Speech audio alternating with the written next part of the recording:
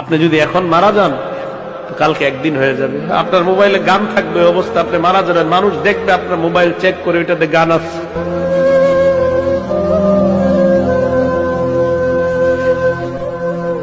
আপনি এখন মারা গেলে মানুষ আপনার মোবাইলে চেক করে দেখবে এটাতে গান আছে, সিনেমা আছে।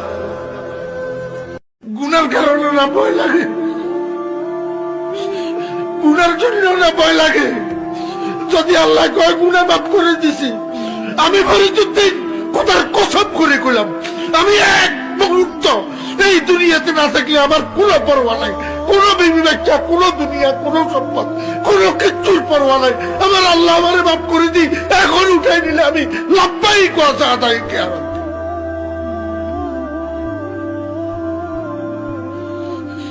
কিসের দুনিয়া? খালি গুনার জন্য না ভয় লাগে।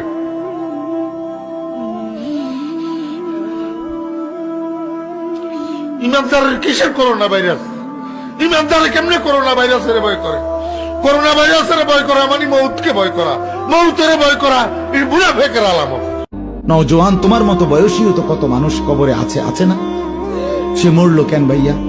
বেকুব দেখে না? তুমি চালাক দেখে মরো না? না, সে বুঝে নাই দেখে মরে গেছে নাকি? তো মালিক দয়া করেছে বলেই তো আমি আর আপনি এখনো বেঁচে আছি। মালিকের সিদ্ধান্তের এক সেকেন্ড আর পৃথিবীতে আল্লাহর ফয়সালা চলে আসলে, মালাকুল মউত চলে আসলে, এরপরে এক সেকেন্ড থাকার সুযোগ মিলবে তো? দুনিয়া কিন্তু থাকে না। আজ রাত যার বাসরঘর তারও ভোর হবে, আজ রাত যার জেলখানা ফাঁসির রাত তার রাতও কি হয়ে যাবে?